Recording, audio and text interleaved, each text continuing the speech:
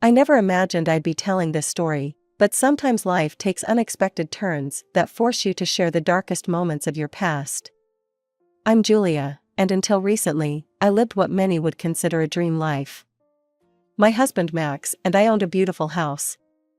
The kind with a wraparound porch and windows that caught the sunset just right. I loved my job as a college science teacher. There was something deeply satisfying about watching young minds grasp complex concepts for the first time. Max would often tease me about how animated I'd get when talking about my students' breakthroughs. He'd say, "Jules, your eyes light up more talking about chemical reactions than they do when you look at me." Max was successful in his own right. He owned a real estate agency that had grown impressively over the years. He had a natural talent for the business, understanding both properties and people in a way that made him stand out in the industry. "It's simple," he'd say. "Just treat people the way you'd want to be treated." If only everyone in our lives shared that philosophy. Our family circle was relatively small. My father, a lawyer, lived in another state, which meant our visits were limited to major holidays and the occasional long weekend. On Max's side, there was his father Jack, also a lawyer, and his sister Daisy. And Daisy, well, she was something else entirely. I remember the first time I met her. She swept into the restaurant where Max had arranged our introduction, designer handbag swinging from her arm, fresh from finalizing her second divorce. "Another one bites the dust," she'd announced, laughing as she ordered the most expensive wine on the menu. "But don't worry, sweetie, he's paying for it all." That was Daisy's approach to life: marry rich, divorce richer. She managed to do it 3 times, each marriage more lucrative than the last. Well, almost. The first 2 divorces left her with hefty alimony payments, which she burned through in record time. Designer clothes, exotic vacations, spa treatments, nothing was too expensive for Daisy. "Life's too short to count pennies," she'd say, swiping a credit card that was probably already maxed out.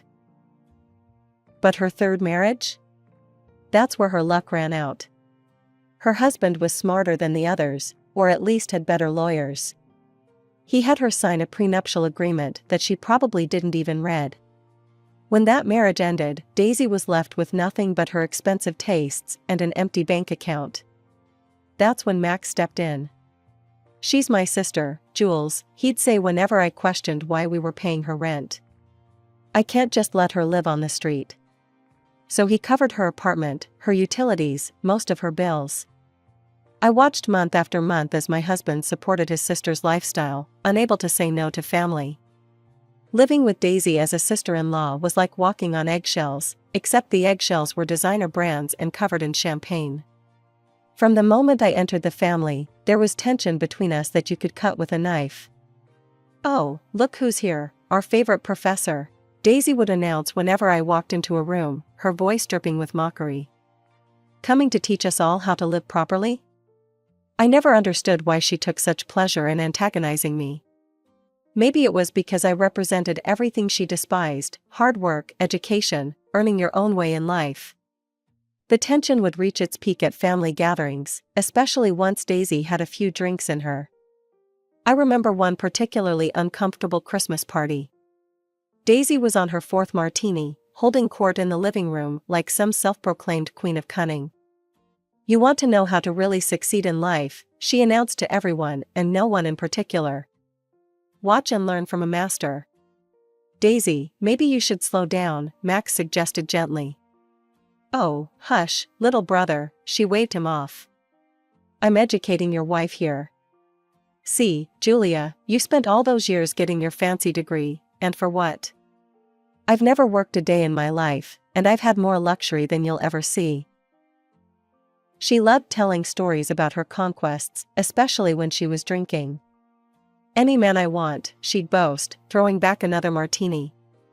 "I could take any man right out of his happy little family. Done it twice already.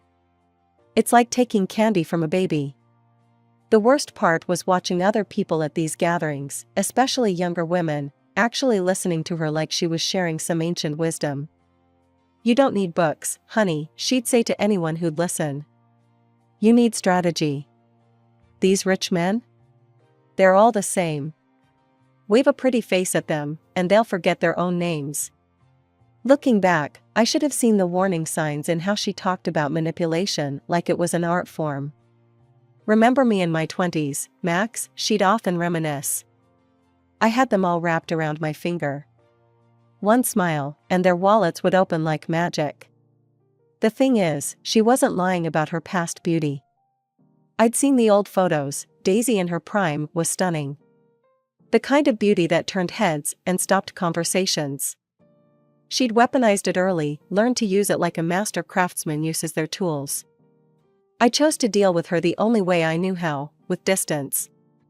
When she'd start her usual routine about how education was for suckers and how she was smarter than all the working people combined, I'd simply excuse myself from the room.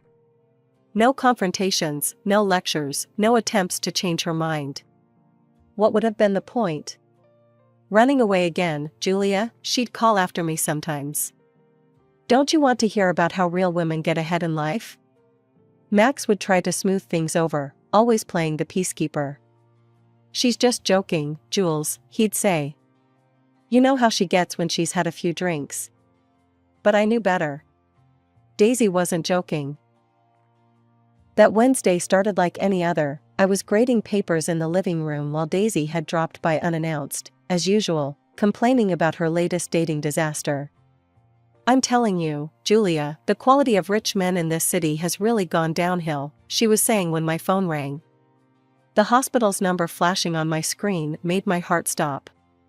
Mrs. Harrison, the voice on the other end was professionally detached. This is Memorial Hospital. Your husband has been in an accident. I don't remember dropping my phone.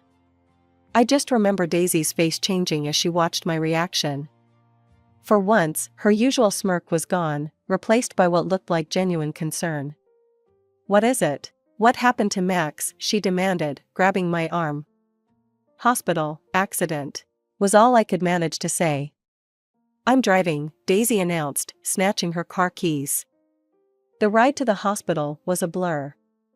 I kept catching glimpses of Daisy's face in the rearview mirror. She looked agitated, her hands gripping the steering wheel so tight her knuckles were white. The emergency room was chaos, people rushing everywhere, phones ringing, monitors beeping. We ran to the reception desk, both of us talking over each other until the nurse held up her hand to stop us. Mrs. Harrison, she asked, looking at me with those eyes, those terrible, sympathetic eyes that medical staff get when they're about to destroy your world. Please, come with me. The words that followed didn't seem real. Everything possible, massive internal injuries, didn't make it. Each phrase was like a physical blow, knocking the air from my lungs. I stood there, frozen, until a clipboard was pushed into my hands. Forms. Always forms. Even when your world is ending, there are forms to fill out. Daisy, I managed to say, my voice sounding strange and distant to my own ears. Could you get Max's things from the administrator? I need to sign these. She nodded, squeezing my arm before heading down the hallway. I spent the next 15 minutes mechanically signing papers, my signature becoming less recognizable with each page. When I finally finished and went to find Daisy, I spotted her in a quiet corner of the waiting room. Something about her movements made me stop. She was hunched over Max's personal effects, but this wasn't the behavior of a grieving sister. Her movements were quick, furtive, like a thief. I instinctively stepped behind a corner, watching as she rifled through my dead husband's wallet. My blood ran cold as I saw her pull out his bank card, glance around nervously, and slip it into her designer handbag. This wasn't just another example of Daisy's moral flexibility, this was something darker, something unforgivable. Standing there in that sterile hospital corridor, watching her tuck away that stolen piece of plastic with practiced ease, I realized I was seeing the real Daisy for the first time. The pieces suddenly clicked into place in my mind. Max's habit of using his father's birthday for all his passwords and pins, a detail Daisy had mocked him about countless times over the years. Really, Max, she'd teased at his last birthday party, watching him punch in the code to his new phone. Still using Dad's birthday for everything? You're so predictable. Now that predictable habit was exactly what she was counting on.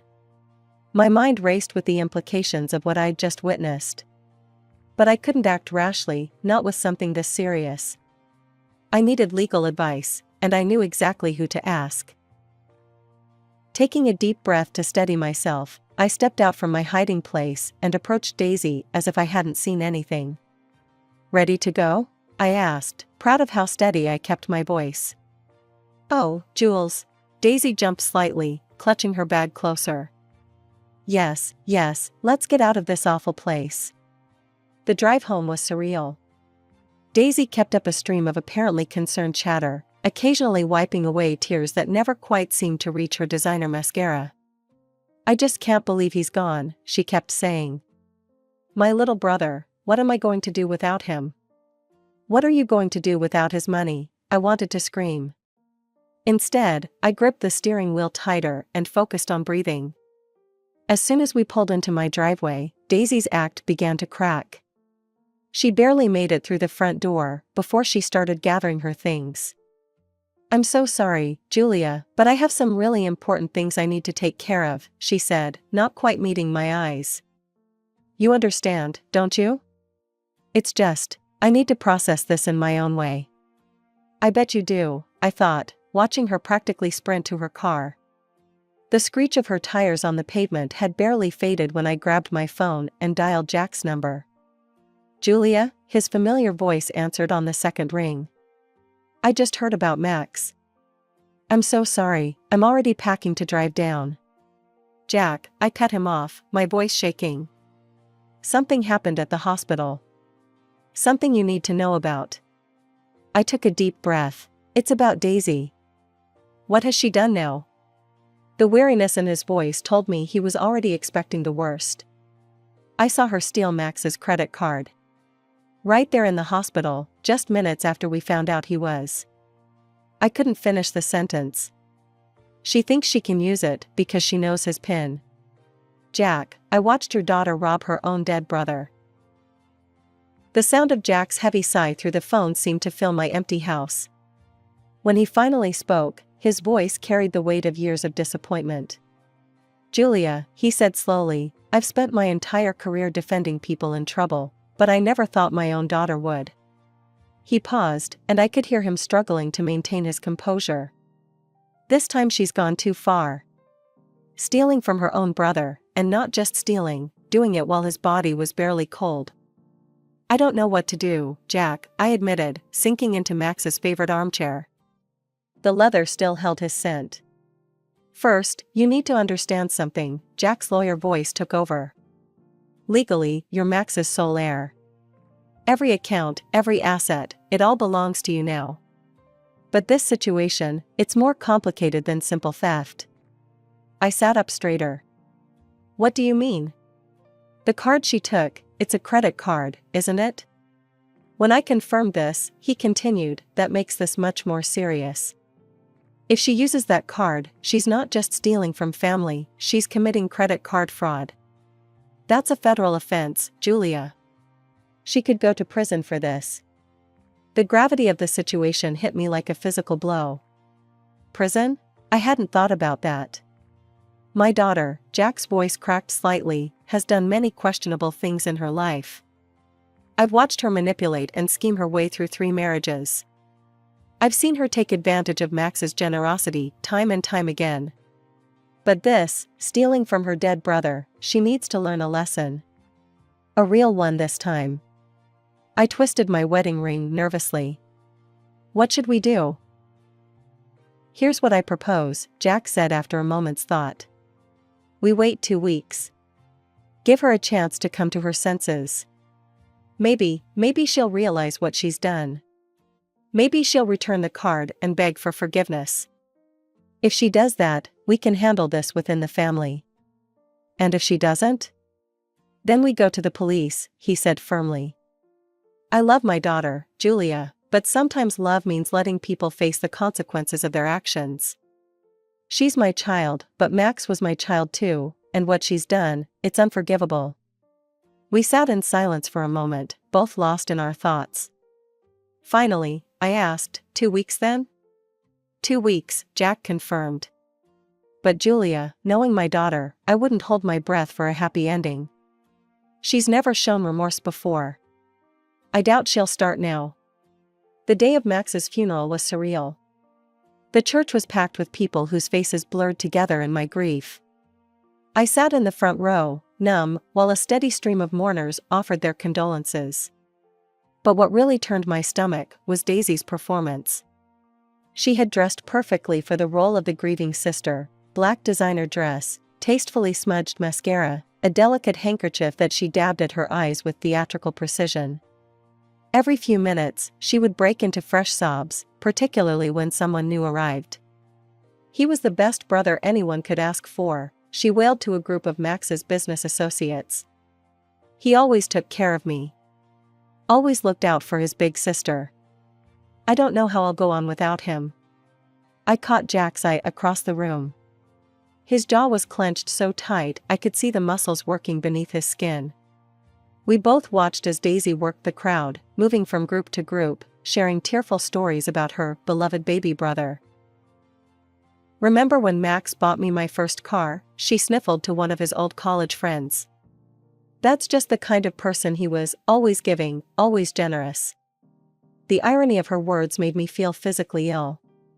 Jack and I maintained our silence, playing our parts in this macabre theater. What choice did we have? We couldn't exactly cause a scene at Max's funeral. The following 2 weeks were the longest of my life. I tried to keep busy with work, but my mind kept drifting to that credit card. Part of me, the part that wanted to believe in basic human decency, hoped that Daisy wouldn't actually use it. Maybe she had just panicked at the hospital. Maybe she'd come to her senses. Maybe she'd return it with an apology. "People can surprise you," I told myself late at night, alone in our too-big house. Maybe she's better than we think. Finally, after exactly 14 days, I walked into the bank. The teller's sympathetic smile as she pulled up the account made my heart sink even before she handed me the statement. My hand shook as I read through the transactions. $32,499 at Luxury Motors. $5,000 at Divine Aesthetics Plastic Surgery Consultation. $2,700 at Gucci. $1,850 at Louis Vuitton. $890 at La Maison Restaurant. The list went on and on, each line item a fresh slap in the face. Over $50,000 in total, spent in a 2-week shopping spree that would have made a Kardashian blush. I sat in my car in the bank parking lot, staring at the statement until the numbers blurred. Then I pulled out my phone and typed out a text to Daisy. "Hey, haven't heard from you in a while. Would love to catch up. Coffee at Riverside Cafe tomorrow at 2? Her response came almost immediately, "Of course, missing you too." The little heart emoji at the end of her message made my blood boil. I called Jack next. "Did you get the statement?" he asked without preamble. "Yes, I'm meeting her tomorrow at Riverside Cafe. Will you come?" "Try to stop me," he replied grimly. It's time we showed Daisy exactly what kind of hole she's dug for herself. The Riverside Cafe was quiet that afternoon, just a few scattered customers nursing their lattes. I'd chosen a corner table, away from prying eyes and eager ears. Jack sat beside me, his legal notepad placed precisely in front of him, the bank statement tucked underneath. When Daisy swept in, 15 minutes late as usual, she was wearing new clothes I now knew had been purchased with Max's stolen credit card. Her face fell slightly when she saw her father, but she recovered quickly, plastering on her practiced smile. "Daddy, what a surprise," she exclaimed, leaning down to kiss his cheek. He turned his face away. That's when I saw the first flicker of uncertainty cross her features. "Sit down, Daisy," Jack said, his voice carrying the weight of 30 years on the bench. "What's going on?" she asked, sliding into the chair across from us. "Why do I feel like I'm being ambushed?" I took a deep breath.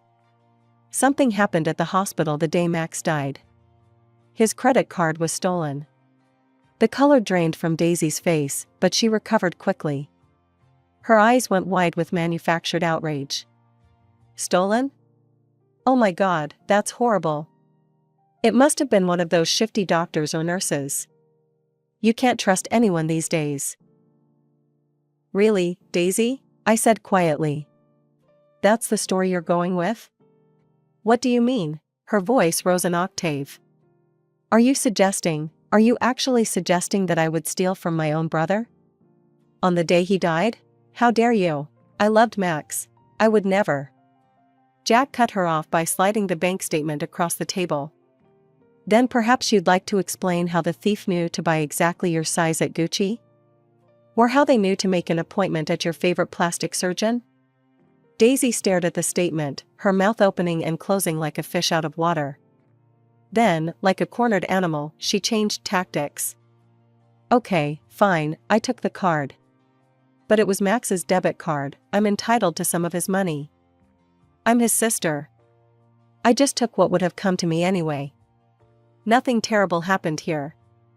Jack slammed his hand on the table, making the coffee cups rattle.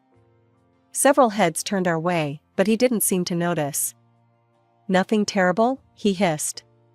Daisy, that wasn't a debit card. It wasn't Max's money you were spending. It was a credit card. Do you understand what that means? You didn't steal from your brother's estate, you committed credit card fraud. That's a federal offense. I watched as the reality of her situation finally began to sink in. The color drained from her face again, but this time it didn't come back. Federal? What do you mean federal? Her voice had lost its defensive edge, replaced by the first real fear I'd ever heard from her. I mean prison time, Jack said flatly. Serious prison time. No, Daisy whispered, shaking her head. No, no, no. Daddy, please. I didn't know. I'll fix it. I'll sell the car. I'll return the clothes. I'll get the money back somehow. Please, you have to help me. You always help me. Not this time, Jack replied, his voice heavy with finality. I've spent your entire life cleaning up your messes. Max spent years supporting you, protecting you, making excuses for you. And how do you repay that loyalty? By stealing from him before his body was even cold. The legal proceedings moved faster than I expected.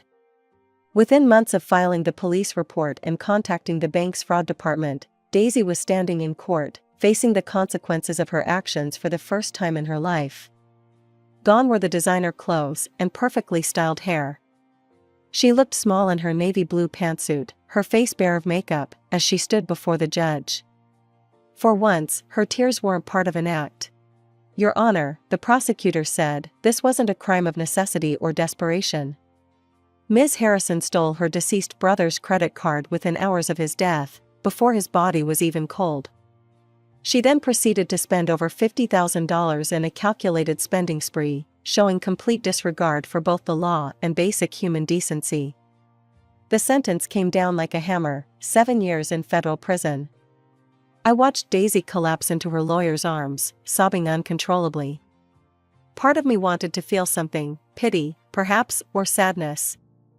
But I felt nothing except a grim sense of justice. Late at night, though, when the house is quiet and I'm alone with my thoughts, I sometimes question whether we did the right thing. 7 years is a long time. Did we go too far? Was there another way? But then I remember finding her rifling through Max's wallet in that hospital corridor. I remember how she spent that money without a second thought, shopping, dining, buying a new car while I was planning her brother's funeral. I remember every time Max defended her, supported her, loved her unconditionally, and how she repaid that love with theft and betrayal. In those moments, I know we made the right choice. Some actions can't be excused, some bridges can't be rebuilt, some betrayals cut too deep to heal. Jack and I still meet regularly for Sunday brunches. We rarely talk about Daisy anymore, there's nothing left to say. Instead, we share memories of Max and support each other through the grief. 3 months into her sentence, Daisy called me from prison. The collect call notification gave me pause, but something made me accept it. Julia? Her voice was small, broken. I'm so sorry. Please, I know I messed up. I know what I did was unforgivable. But please, can we talk? I need someone. Everyone has abandoned me. I thought about Max, about his generous heart and forgiving nature. For a moment, I almost wavered. But then I remembered the security footage the police had shown us, Daisy using his credit card at store after store, smiling, laughing, living it up while we grieved. You're right about one thing, Daisy, I said quietly. What you did was unforgivable. Don't call me again. I hung up and blocked the prison's number. Some people say time heals all wounds, that forgiveness sets you free. Maybe they're right.